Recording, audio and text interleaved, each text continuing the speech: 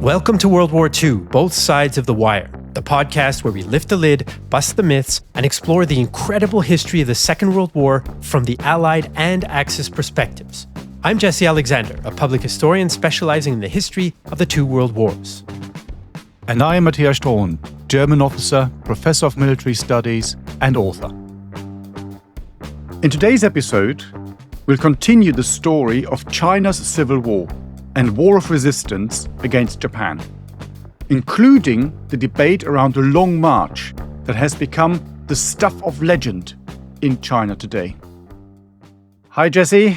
Here we are again, another week, another podcast. So back to China for another episode. I think it's the third one we've done on this particular topic, this particular theme.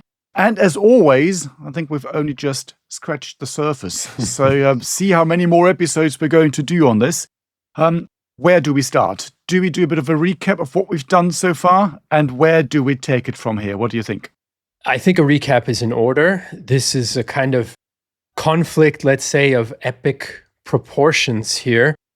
And we've treated it as such because a few episodes ago, we started the story in the mid-19th century with the Opium Wars. Of course, we won't recap that intensively for us today so that we can actually still make some progress. Yeah. Exactly. So essentially, where we're at is the early 1930s. There's this desire by Japan. It's more powerful militarily than China. It's more successfully modernized its military. And it has, let's say, an ideology, a philosophy that it has the right to be an imperial power and that its culture and people have the right to rule other Asians, that they are superior, they have a superior spirit. And so these are some of the reasons why Japan acts the way it does in China. And in 1931, it manufactures a crisis in order to take control of the valuable northeastern Chinese region of Manchuria. Lots of mines there, lots of strategically important railways there. Of course, Japan already controls Korea from the early 20th century. They've colonized it. So now they have all of Manchuria, in addition to Korea, and they have some garrisons posted in other Chinese cities as a part of the general foreign influence in China. There are Western countries, plus the Russians, plus the Americans who've had garrisons in different Chinese cities as a part of this unequal relationship, economic and political, with China. So, Japan is now in control of Manchuria. In fact, shortly after they take control of Manchuria in 1931, in a fairly quick campaign, because the Chinese nationalists want to concentrate on what they see as the internal communist threat, so they don't really fight back that much against the Japanese at first. After the Japanese take Manchuria, they then extend a little bit further. They take another smaller province called Rehe Province in 1932. However, Chiang Kai-shek, leader of the Kuomintang, the nationalist Chinese, he's in control, more or less in control of most of the country, as we'll see. He signs an agreement with the Japanese saying, okay, I guess we'll let things go for the moment. And he wants to concentrate on more campaigns against the Chinese communists who are still around. That, I would say, is the minimalist setup for our journey deeper into the 1930s here and the eventual clash directly between China and Japan. Matthias, do you want to take us from there? Do you want to fill in a gap that I left? It's up to you. As always, there's no gap when you speak. It's all there. Thank you. You're too kind. There we go. Sound like my grandmother when I used to show her my school reports or whatever. Oh, what a lovely thing. all fine. So I think we can go two ways now. We can either go and look a bit more at the Japanese side, or we can look a little bit at the Chinese Civil War side. So maybe we start with the Civil War. Of course, they're all linked, but we're now in the early 1930s, and of course, things are happening. You've said it in the recap, and we've said it before. Say, Chiang Kai-shek sees the communist threat as the real threat. I think he said, so the Japanese invasion is like a disease of the skin to China, but the communist threat, that's like a disease of the heart. So that's the one that needs to get cured, sorted, whatever you want to call it. And then later on, you can deal with the Japanese. So that's of secondary importance. So what actually happens? Say, Chiang Kai-shek has got the nationalist support. He's got the army, which to a degree is trained by German and along German ideas at that particular time. We talked about that in more depth in the previous episode. So the famous person, for example, Hans von Seeckt, who goes to China to train the army. That comes with a number of issues, a number of problems. Well, the first one I would argue is the numbers. Yes, it's China. It's a huge country. Well, there are hundreds of thousands of supporters for the Kuomintang and the nationalists. However, it's still a big country. And of course, this disease of the heart, as he would have called it, well, that keeps growing. And of course, again, because it's China, and particularly you talked about that in the previous episode, where do the Chinese communists get support from? It's the countryside. So if you want to crush this movement, this ideology, you have to go in there. You have to potentially fight a proper military battle, a proper military campaign. But because it's an ideology, unless you're really going to completely crush the uprising, you need to make sure that you have an alternative, a political alternative that people buy into. It's still the same today. So if you're, for example, running a counterinsurgency campaign, they normally say in a counterinsurgency campaign, the shooting is only 20% of the business. So you need to keep these things in mind. And how can you change society around? And also, from a pure military point of view, you need to probably fight it in a very, very different way. So when you look at what Chiang Kai-shek and the nationalists do in the original campaigns that they launch and the offensives, they basically have deep penetration strikes into the communist territory, trying to fight a conventional military battle, trying to defeat the enemy forces. And then quite often they even withdraw. So that weakens the communists, but it doesn't defeat the whole movement. That's one of the underlying issues, one of the underlying problems that you find. To a degree, you might say that's the German influence. Hans von Seeckt was very much of the idea of having small armies that can have an operational and thus strategic effect without a long period for mobilization. You can see interesting links there. And so the nationalists launched a number of offensives. The first and two offensives campaigns in the early 1930s, they more or less fail. I mean, we could talk about the tactical situation now forever, but that will probably add another 3 or 4 or 5 episodes to this piece on China. Then there's a third one that is aborted because of we talked about pronunciation before, Mukden, whatever you want to call it, incident. Again, my apologies to all Chinese speakers, because they basically took a step back and looked and said, okay, how are we going to deal with the situation here now? You also have a shift and change in the inner Chinese relationship at that particular time. The fourth campaign, which is fought in 1932 to 1933, has some initial success. But then the nationalist troops, well, they basically get a beating when they're really trying to penetrate deep into the heart of the communist main area, so the Soviet Chinese Republic, because they overextend themselves. And this is the problem. You've got a comparatively small force that you send in there, and that's basically they overextend themselves. They culminate, to use the Clausewitzian term, and that, of course, makes it possible for the communists to basically counterattack and push them out. And then you have the fifth campaign, and this is really the interesting one, perhaps the most striking one, because that's in 1934 now. And the fifth campaign is done in a very different way. So they don't launch this deep strike operations into the enemy territory, but they're creating these defensive lines, so basically blockhouses around the communist territory, and they're trying to strangle the communist forces in this particular area. And again, this to a large degree was the consequence of advice from some of the German advisors that they have brought in. And this seems to work quite well. They're beginning to strangle the communist forces. Then in the end, in October 1934, the forces there take advantage of some of the gaps within this blockhouse line, and they do manage to get out of this encircled area. And they're basically now trying to get away from this overwhelming enemy force.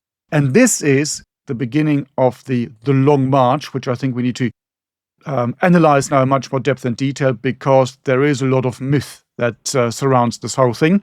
So, I mean, that was me. That was a very, very long spiel. My question to you, have I left something out? What have I forgotten now? What are the gaps that you need to fill in before we talk about the Long March? Well, I'm afraid that any discussion of a conflict of this scale is going to leave a bunch of gaps. Obviously, listeners and viewers, this is hopefully a kind of an introduction, a kind of an overview. We're not going for exhaustive here because we're operating at the edge of our knowledge for one thing, right? We don't have years and years and years of studying these campaigns in details. But I wanted to add maybe a little salt and pepper here or there for these final campaigns, these so-called encirclement campaigns. One thing that I thought was interesting about the fourth campaign in 32-33 is that not only does the KMT and its National Revolutionary Army, as they call themselves, run into problems with the guerrilla tactics of the communist fighters, but they run into a couple problems with Japan too, because Japan decides in the middle of this campaign that the nationalists are waging against the communists, Japan decides, you know what, we think you should demilitarize this province that is now our so-called border, Hubei province. So this causes some concern on Chiang's part and is one of the additional reasons that he winds down the fourth campaign, because you still have this kind of Japanese threat coming from your rear, right? So he's really between a rock and a hard place, and that renewed Japanese demand and potential threat is hindering his plan to snuff out the main threat, as he sees it, as we've talked about, for the communists, right? As far as the fifth campaign, kind of, I guess, the main one that finally moves some things, just to give an idea of the scale, the KMT uses something like 900,000 men in this campaign. So we might think, okay, so there's a kind of, compared to World War II, generally low-intensity conflict here. But I mean, 900,000 men is a lot. Not a lot of other people are throwing 900,000 men around in the early and mid-1930s. So just as a reminder there, in addition, the Soviets have an advisor with the communists as well, by the name of Otto Braun, and he ends up advising them to be more aggressive. And I'll talk about Mao's ideas in a second here, because I think before we get into the Long March, it's probably worthwhile pausing for a second on Mao's ideas about guerrilla warfare and that sort of thing, because this helps determine how these encirclement campaigns are fought. In any case, at some point in the fifth campaign, the Soviet advisor says, hey, actually, you know what? We can kind of do some damage. Let's try a bit more of a conventional attack. And that completely fails. And it's one of the catalysts for this decision of the communists. Okay, we got to get out of here. This blockhouse strategy is not going to let us do what we need to do. So, a few details there, but I wanted to spend a bit of time on Mao, not to make him into some sort of all-knowing hero, but in the end, he becomes the leader of this party, and it's not for nothing. It's because he shows a certain amount of leadership skill. Now, we might say some of that is, eliminating rivals and making very harsh policy decisions later on that result in tens of millions of deaths. Yes, but this is history. He has a certain amount of success here, and we should think about why. He's not stupid. He writes 2 texts. I should mention, at this stage in the mid-30s, he's not running the show for the communists yet.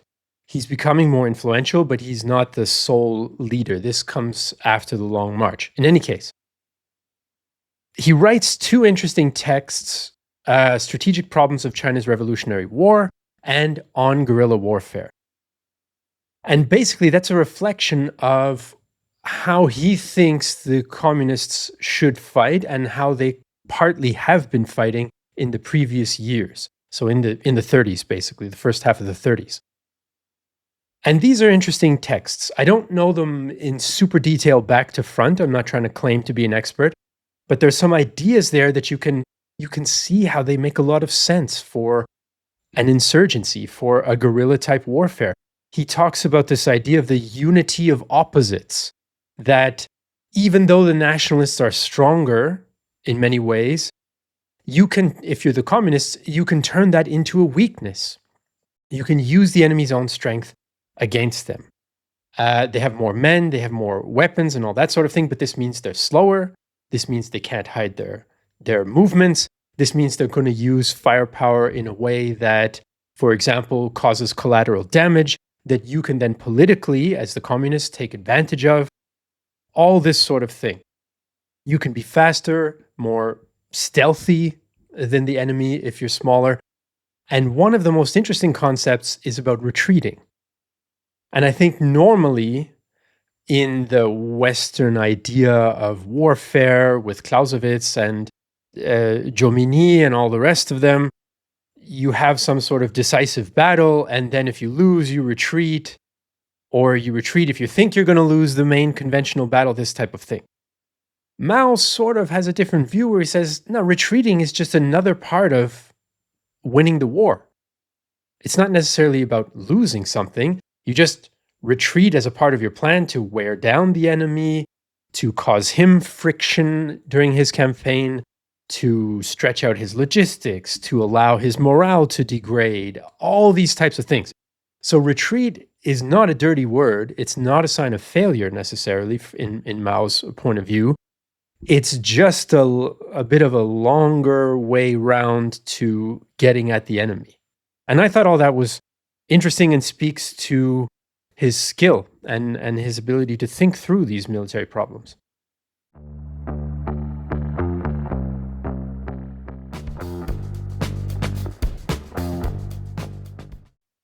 No, he's a very shrewd thinker, isn't it? It's interesting when you look at some of these writings. You mentioned them, so one on guerrilla warfare, or sometimes also called on protracted war or warfare. It's a fascinating document. So this one is it's basically a couple of speeches that he gives in 1938, so after the Long March, of course, where he sums up these ideas and talks about how to fight the other side, the nationalists, perhaps also even the Japanese here. And the first thing that I always find striking when you read this is that he's a very, very clear political thinker. And whenever he talks about the relationship between the military, in whatever shape or form, so it's a guerrilla force, so it's not 100% established conventional military force at this stage. We can talk about the three-stage model in a minute. And so the relationship between these guys and politics and the political party. And he's very, very clear. He's extremely, you might say, Clausewitzian, again, coming back to the idea of the dead Prussian, as we sometimes call him. And it's pretty obvious that he understood exactly what Clausewitz was talking about. So I'd give you just one quote. So he talks about this relationship, and he says, "Political power grows out of the barrel of a gun. Our principle is that the party commands the gun, and the gun must never be allowed to command the party. Yet, having guns, we can create party organizations, as witnessed the powerful party organizations which a particular army has created in northern China." So this is very, very clearly a political struggle in which you use the army, the armed forces, military force and power as a means. So that in itself is also is quite interesting. You then look at what he's trying to do, how he's going to fight. You already said it's all about it's retreating, it's counterattacking, it's mobile warfare, it's fluid warfare. And look at the First World War. Look at what happened, for example, on the Western Front. The last thing you do is retreat, as you already said. In the 18th and early 19th century, particularly in continental Europe, well, it didn't matter how many people you lost during a battle, as long as you controlled the battlefield, you could claim victory. So this idea of more mobile, more fluid approaches is quite alien. But he, again, very, very shrewd thinker, sees that this is exactly what they need to do. And in this lecture, again, give you a quote here. He, for example, says, "Our strategy should be to employ our main forces to operate over an extended and fluid front. To achieve success, Chinese forces must conduct their warfare with a high degree of mobility on extensive battlefields. This means large-scale mobile warfare and not positional warfare. Does not mean the abandonment of all the vital strategic points, which should be defended by positional warfare as long as possible. Positional warfare is necessary, but strategically it is auxiliary and secondary. So again, really important. We look at the strategic level here. So this is where it really matters, where things are really being decided. You say, you know what, this positional warfare is not what we should be doing. We should be doing something else.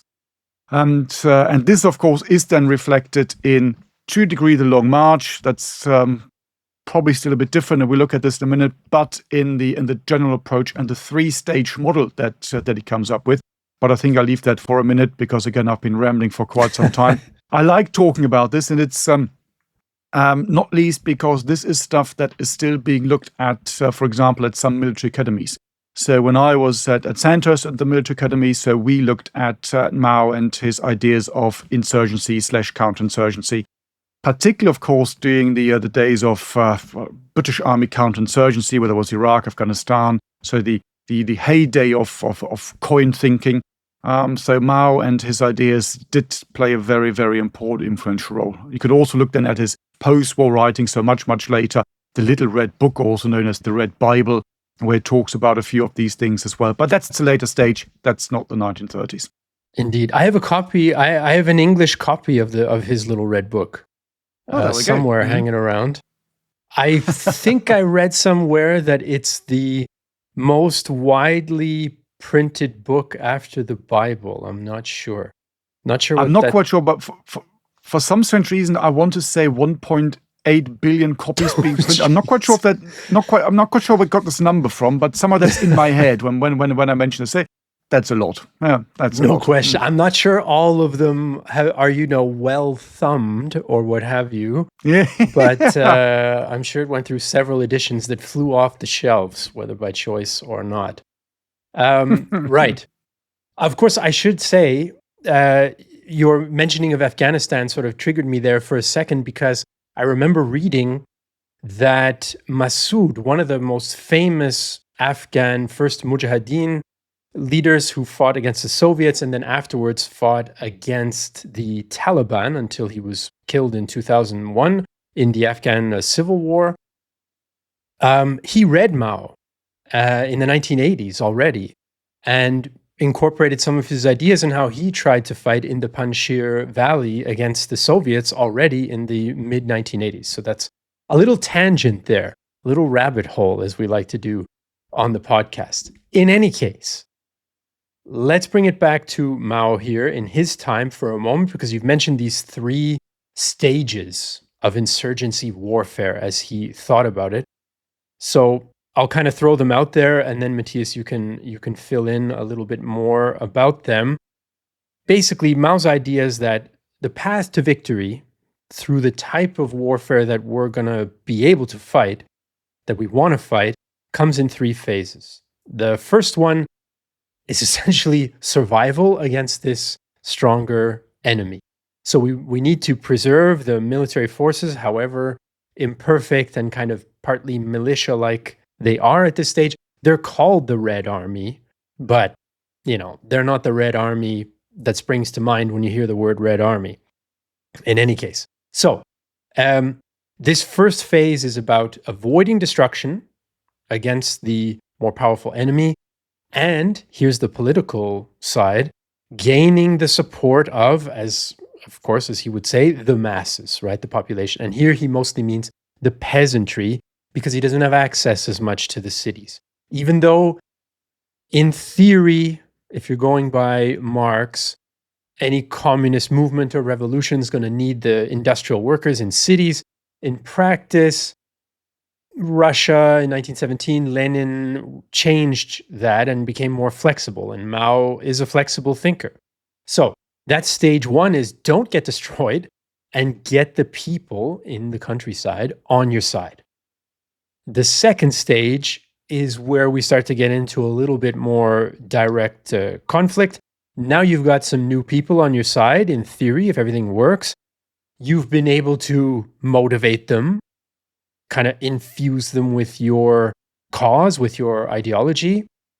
And then you're going to ramp up the insurgency type warfare. You're going to have more raids, more ambushes, more whatever it is that you want to do, assassinations, all these kinds of low intensity insurgency type things. But you're still avoiding conventional warfare. You're not strong enough for that yet.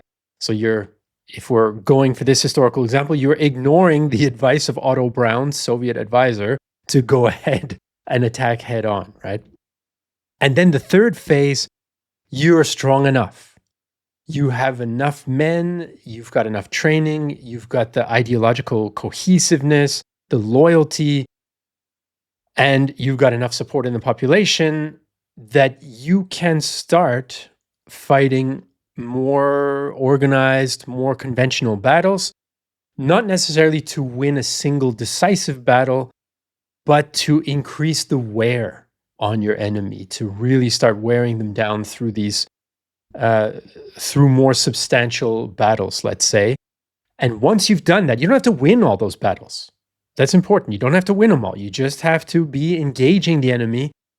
And when he being the enemy, reaches a stage where you think he's now weak enough, then you can counterattack. Then you can be much more assertive. Then you can look for a conventional victory. And so those are the sort of three stages that Mao is kind of thinking about. Avoid destruction and get support. Then use that support to wage active insurgency warfare, and then start bleeding over into conventional to wear your enemy down, and then launch a counterattack. Those are the three, more or less. I'm sure, Matthias, you've gone far more in depth with these than I have. So let us have it. Well, yeah, as I said, we looked at this quite a bit over the years. But of course, as always, that it is just spot on. You've got these three stages. And I think the interesting thing is really, again, bring it back to what I said earlier. Even though we're now talking about military operations, Mao and the three-stage model is very clear that it has to lead to a political solution. So very, very clear, again, very Clausewitzian in this thinking. So warfare is simply and merely the continuation of politics with other means. And Mao really understands this. So the military side of things is just one thing of that. So you do have these three stages. The first one, as you said, it's basic. It's just survival, isn't it? That's it. So you're running away from the enemy. You're trying to hide somewhere in valleys or whatever, in the Chinese example. And we'll look at this again when we look at the Long March. And you're trying to survive and grow your support base. That's the important thing. He calls it strategic defense, which sounds better than surviving and running away. But it's basically the same thing, isn't it? Second phase, you mentioned it, equilibrium. So you're getting stronger, the enemy's getting weaker. You're still trying to grow your political power base, support from the people, which can also mean that sometimes you might even welcome some punitive action by the other side, simply because by them overreacting, they would push the population more towards you. That's also very, very important, trying to win over the entire population in a way like this. I'm going to then go a bit more deeper into insurgency theory, which is all, of course, part of all this. Mao, for example, is the one who said, well, insurgent is like a fish in the sea. So he's surrounded by normal people. He gets support of the population because they're so cheesed off with the other side, whether now Chinese, whether they're Japanese, whatever side they are. So you can see how all this is coming together again. It's also interesting. If you leave that and park that for a moment, again, a nice little tangent here. Of course, we talked about Afghanistan and the Mujahideen. There is a story, I'm not quite sure if it's true, but there is a story that when some Western forces seized former hideout of Osama bin Laden, that they actually did find a copy of Clausewitz there. I'm not quite sure if it's true. I want to say it is true, being a Clausewitz fan. I'm not 100% convinced, but there we are. There we go. And then, of course, as you said, you've got the strategic offense. This is where you're strong enough to do this. And of course, if you put this into the context of China, and really the idea gets written down and really then codified, of course, to a degree also after this is all over, because so after Mao has won. So they're adopting the theory beforehand. He writes about this, but it's really more codified after, because then you can see it's worked. And let's not forget that at this stage, they have had the support of the Soviet Union, and they basically now have a very conventional army. So you're moving away from just having some sort of, let's use the word partisans for a better term, or insurgents, and build up a very strong conventional force. And again, when you look at some of the more recent examples, this is pretty much what's happened. We've now mentioned Afghanistan a number of times. When you look at how Afghanistan was lost for the West, that is basically what you get, these exactly three stages. And the different understandings and views of communism and how to fight these things are really interesting as well. You already mentioned it. You talked about Marx. You talked about Lenin. I mean, you've been to Russia. I've been to a number of Russian places, and even the Russians probably still say today, and that was a kind of common knowledge and the gospel in the older days, that he who wants to control Russia needs to control St. Petersburg and Moscow. Everything else would fall in line. And that, of course, is very different in China, as we said, because the country just works in a very different way. And this is why Mao needs to concentrate far more on the rural population than what you would find in Russia and all the Soviet Union. I mean, again, we could now turn this into a general discussion about counterinsurgency. We could talk about urban guerrillas in South America, all these things, but I think that would take us a step too far. But there is a wealth of information out there. There's a wealth of doctrine, of interpretations, of articles and books on insurgency, counterinsurgency, mainly because of Iraq and Afghanistan. And you can't analyze this, you can't understand anything that goes on in this particular area of warfare if you don't look at what happened in China and you don't look at Mao's ideas, ideology, and writing. Yeah, that's true. I remember we read a very interesting book written sort of from a historical, not a pure political and revolutionary, but with a historical Marxist lens, called, I think, Peasant Wars of the 20th Century by Wolf. And there he goes through different examples, China, Vietnam, Russia, about some of these dynamics, and dynamics more social as well with the peasant population. It's interesting stuff. We could talk about the Russian Revolution and Civil War. There are rabbit holes. I don't know. Watership Down is nothing compared to the rabbit holes that we could get into. So let us then bring things back to China in the 1930s for a moment, so we don't completely go off the rails as we so often do. Basically, what you have now after this fifth encirclement campaign by the nationalist forces, the communists are on the run. Now, yes, that's partly because of the idea that they can be on the run and still look at this long-term victory, and partly because they didn't do as well as they wanted in the actual fighting that did take place in that fifth campaign. So they go on the Long March.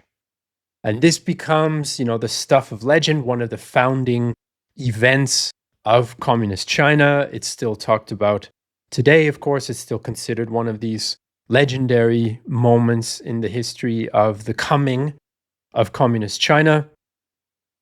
Let's sketch out a very loose picture here, and then we can get into maybe a little bit about what sort of debates go on about it, and anger all of our very loyal Communist Party of China listeners, probably, but let's see. So, in the fall of 1934, the communist leadership basically says, look, we got to get on the move here because this isn't going to work. Their forces are scattered around a little bit, and about 90,000 troops and about 20,000 loyal civilians start this march. Now, listeners and viewers out there, you are probably not experts in Chinese geography, and to be quite frank, neither am I.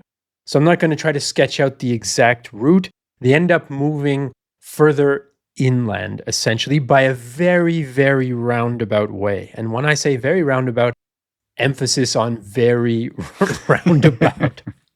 They are marching, by most accounts, something like a year, maybe a little bit more. I've seen 13 months as well, to a more mountainous, more remote region in the interior. We always think of China, big population, but it's not really full. The vast majority of the people live along the coast. So the interior of the country, which is very, very large, it's around the same size as the US, I guess, has a lot of remote areas and a lot of mountainous areas. So the Red Army is trying to get there. There is a fair bit of skirmishing at the beginning, and they lose quite a lot of their strength. So it's not like they just start at 90,000 and make their way for a year through and everything's fine. This initial skirmishing, as they're trying to get free of the regions where the nationalists control, some estimates have it that they lose up to 2/3 of their strength. So that's quite serious. In the end, they reach a destination in the interior, and that's where they sit as, let's say, the center of their power for the next years until the Civil War comes into a much different phase. But there are kind of two competing versions in a way. One is that this is so unbelievably epic that they marched like 12 to 13,000 kilometers. They're fighting the whole way. There are big famous battles, like at Dadu Bridge is one that is kind of in the canon for the Communist Party. It makes it, I mean, of course, it's super dramatic. And from the Communist Party point of view, there's a lot of heroic things that are done to survive and in the fighting, especially at the beginning. But this is kind of, the official version is that it's maximum epicness, let's say, for lack of a better term. However, there are some historians who say it was a big deal, but not quite exactly that way. That maybe they only, and this is still a long way, they only marched, 3,500, maybe 4,000 kilometers, maybe not 12 or 13.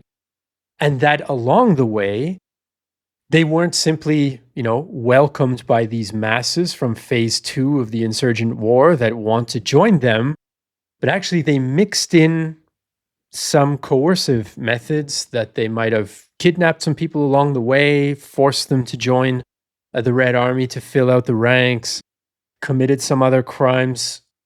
So obviously the Communist Party would refuse that type of allegation, but there are historians who've tried to paint a more nuanced picture or more muddled picture of this long march. And to be perfectly honest, I would probably agree with what you just said there at the end. So this is, when you look at some of the historical facts, I think it points more towards this. But as always, never let the truth get in the way of a good story. Well, we adhere to this principle every day. Exactly. And of course, you've got that. And then, of course, when you think this one through, it makes sense, doesn't it? It's a little bit like, on a bigger scale, it's a bit like Mussolini's March on Rome, which never really happened because he took a train to get there.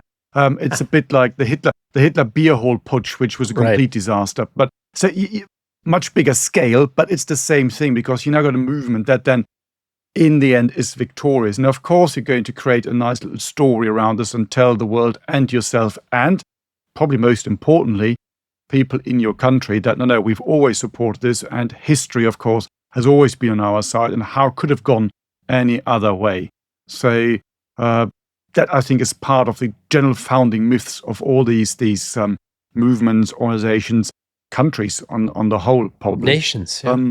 Nations, yes. So, that plays a role. But it's also, of course, for Mao himself and the communist movement, it's the defining moment, because when we look at what happens there, so it's not only Mao. Of course, it's all about Mao when we talk about the Long March now.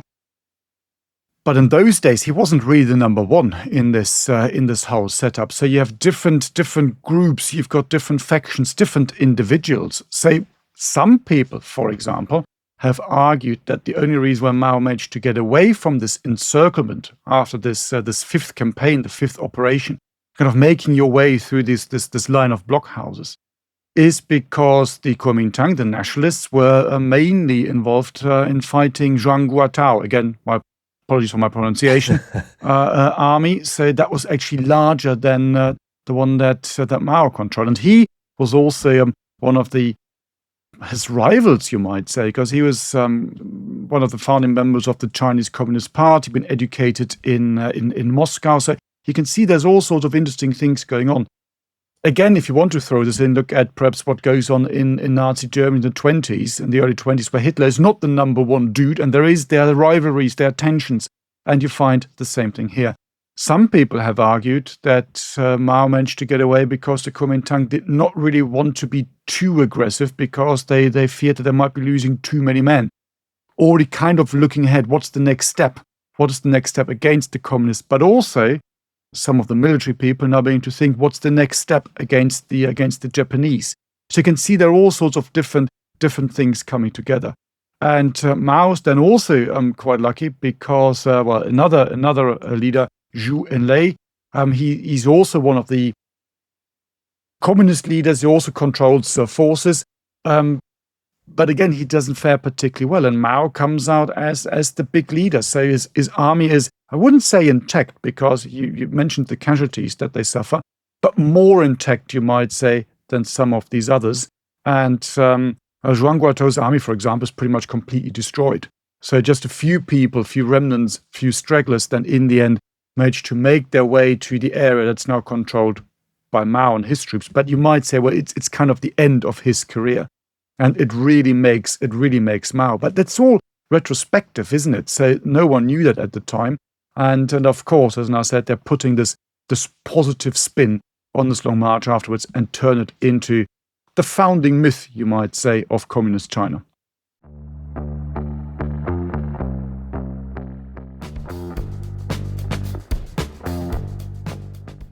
Yeah, and of course, coincidentally, that's the event that sees Mao, the future leader of the party, become the most prominent leader of the party. He's not in full control yet, but yeah, that's probably no coincidence, given that he then ran the country for quite a long time afterwards. This is the period, this long march, where he really becomes more prominent for some of the reasons you mentioned. Also, the leaders on the long march, I mean, they got time. Right? This is a long march, whether you go for the minimalistic 3,500 kilometer version or the 13,000 kilometer version. That's a long march. You got a lot of time on your hands. And of course, they're debating. They're debating, what should we do next? How should we understand what's happening based on practical elements, but also based on these theories? And Mao becomes more and more prominent and gets more and more support within the party, even though he hadn't started as the top dog, so to speak. He also gets a sense, sorry, Matthias, I'll hand it over to you in a second. Yeah. He also starts to get a sense of a little bit of some winds of change, maybe, in how to think about the conflict, because the more that Japan is being aggressive towards China, the more that there is some idea that amongst the population as well, that we should maybe be fighting the Japanese more than each other.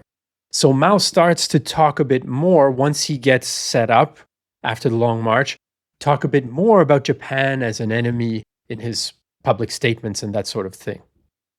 But go ahead, you wanted to chuck something in there. Just because we're talking, you were saying about the long march and debating. I mean, one thing that we shouldn't forget also is that, yes, they are on this long march, but it's not that once the march is over and then they arrive somewhere and then half an hour later they've won. No, they've got another basically 15 years to go until they finally win the campaign, win the war, and take over China. So there's still a lot of time they've got for thinking, debating, and what have you. So this whole idea that, generally speaking, the Chinese think about the longue durée, so it's always the long periods. 15 years is relatively long. I think sometimes we get this wrong, that we also think, okay, they do this, they go there, Mao's in charge, and 5 minutes later they've won. It's still a very, very long struggle. And I'm not quite sure if these people sitting in the middle of nowhere. Sometimes we're teaching this jokingly said, well, you've got all these people sitting in caves and rice fields, so they've got time to think and just try to survive, because while they're still fearing that they might get attacked by the nationalists.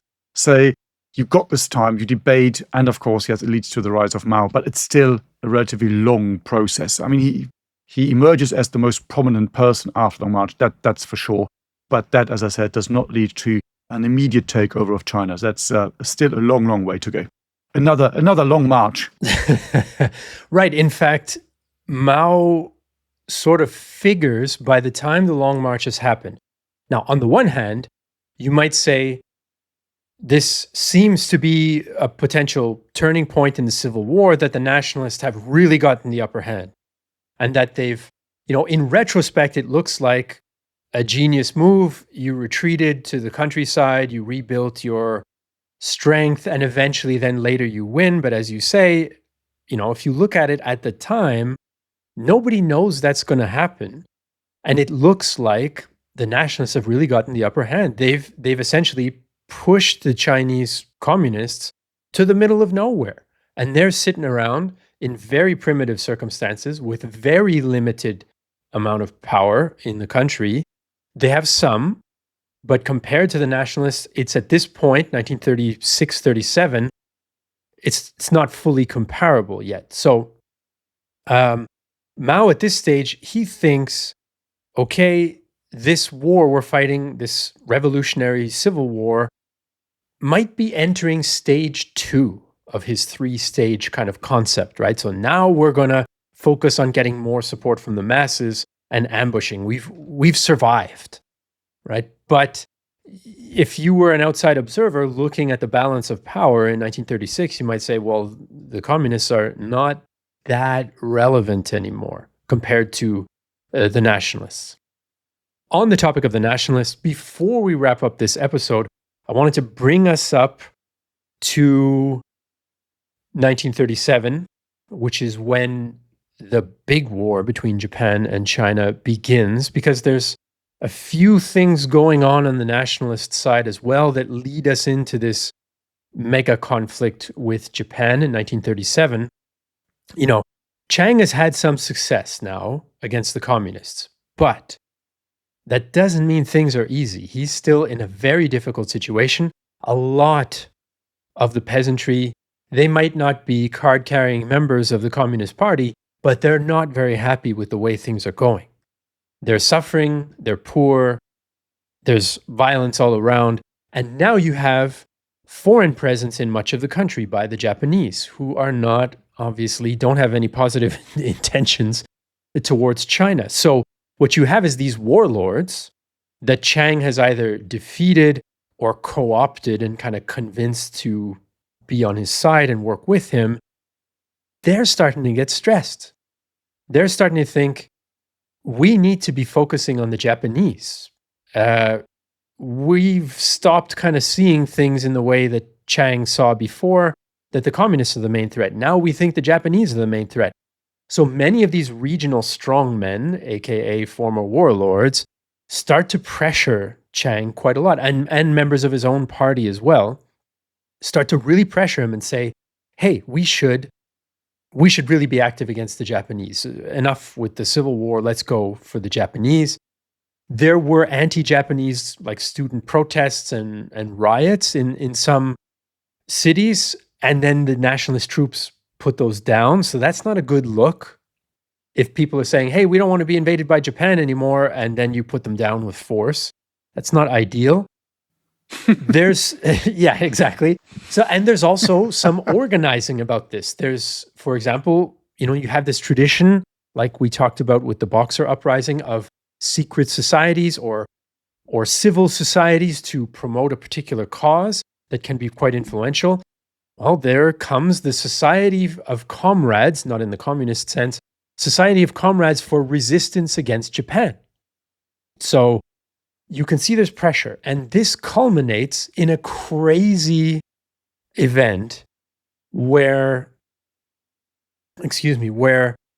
one of these warlords, called the Young Marshal, his father was also a warlord before him in the Northeast, he has Chiang kind of kidnapped at some point, and he sort of holds him hostage, basically to pressure him to adopt a more active defensive policy against the Japanese. Now, this young marshal was very polite.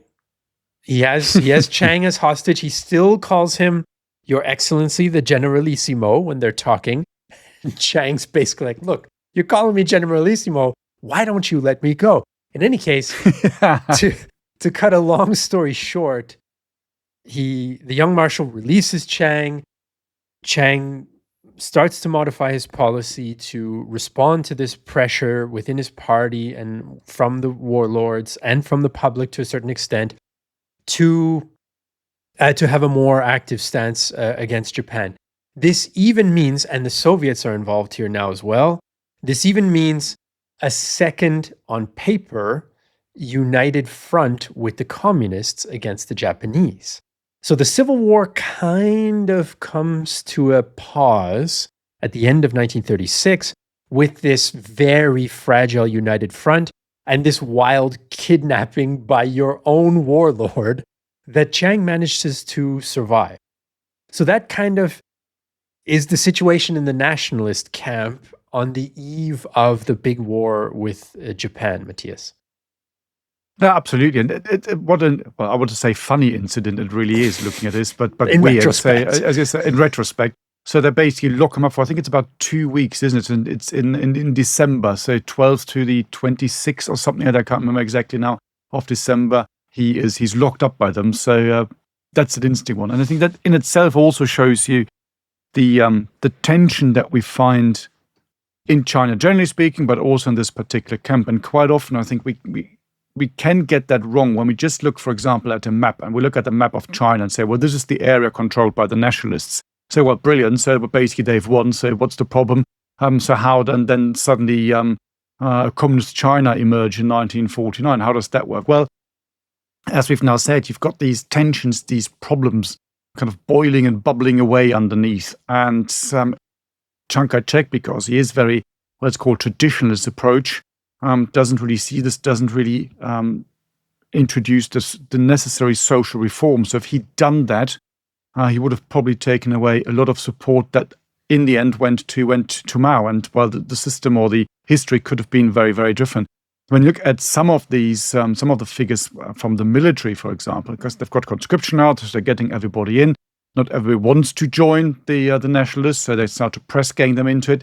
Some units, and that's mainly coming from outside and foreign observers, they say have got up to 40 to 60% desertion rates. So that's very, very high. There are also some accounts of, for example, beating conscripts to death, of even starvation while they're undergoing basic training. You can see the situation and the conditions were extremely harsh.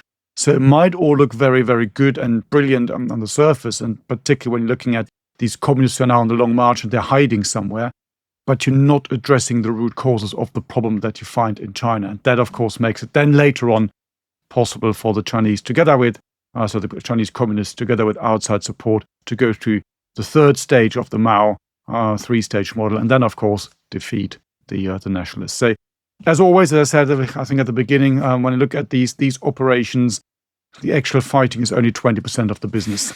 There are other issues, problems like political, like social reforms, questions of society. If you don't address these, you might have a problem in the long run. And that's exactly what you can find here. Now, I'm going to go out on a limb here and make a very, very controversial statement. Ooh. That if, get ready for it, internet, because the comments are going to explode. The clips are going to be all over Twitter or whatever. If your own soldiers are starving in basic training, you got a problem. That, I think, is the takeaway. Is one of the basic takeaways that we can have here. I know that might be controversial. Not everyone might agree. Yeah. but it doesn't help, does it? It really doesn't help. Yeah. Even if you have the political and military upper hand for the time being. So, well, this is one of the reasons, by the way, why some of the Germans, for example, said, no, looking at the situation with the nationalists, well, your army is far too big. You can't feed it. You can't sustain your army. So send them all home. Let them work in the fields. Let them produce food. Let them pay taxes, and you have a small, mobile, elite army, which, strangely enough, also linked in very nicely with the concepts of Hans von Seeckt. The internet, if you're interested, there might have been a very good master's dissertation article and a book out on that. I can recommend it to you, but different story. But it all fits in, doesn't it? And, well, just sheer numbers sometimes is not the answer. Truer words have never been spoken. Sheer numbers not always the answer, although Depends on the circumstance, of course. So It does. Of course it does. I think with that, we can bring today's episode to a close.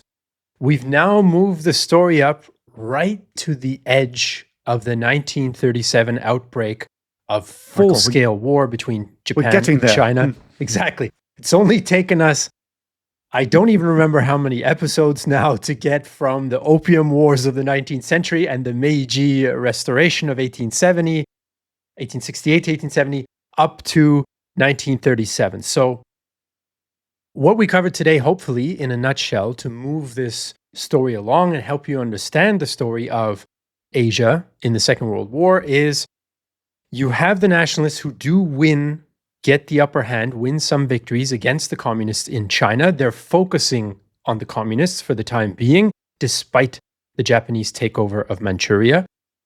The communist Chinese go on the long march. Mao becomes more prominent. He has some ideas about guerrilla warfare that he wants to implement. For the moment, though, the attention starts to shift to Japan. The nationalist Chiang Kai-shek is under a lot of pressure to shift his attention to Japan now that he's got the upper hand against the communists. And that is what leads us up, in part anyway, on the Chinese side. We'll get into the Japanese side next time, to this 1937 outbreak of war. And that's where we're going to start in our next episode, dear listeners. So thank you for watching and listening. I hope you enjoyed it. If you did, you can choose to directly support our podcast, which will allow us to keep doing more of this stuff, to keep diving into the rabbit holes, to keep losing all of you on the tangents. If you want that, go to bothsidesofthewire.com. There you can sign up. You can support us directly. You can also get access to exclusive content that is not on Spotify, YouTube, Apple Podcasts, and all the rest, but just in our exclusive war room. We recently talked about, for example, how Matthias came into the possession of Tito's razor. We've talked about... It's very blunt. It's a very blunt razor, by the way. Yes. Don't give it away, man. Don't give it away. It's all exclusive behind the paywall. And we talked about some of our favorite World War II books and why we think they're important and useful to us. All that sort of stuff and more is at bothsidesofthewire.com. And the War Room, you can test out the War Room for free, for a free trial, using the code word Deep Dark Woods. That is it for today, folks. We'll see you in the next one. You've been listening to World War II, Both Sides of the Wire, a Battle Guide production. To support the creation of future episodes, consider joining our dedicated supporter community, where you can enjoy exclusive benefits and connect with like-minded individuals. For more information, please see the show notes, and if you appreciated this episode, please leave a review on your chosen podcast platform. Thank you for listening. All right. As usual, I thought, finishing up the Civil War, that's going to maybe be 30 minutes. That's what I thought. It's an hour later. Frickin' hour, people. As long as a long march that was.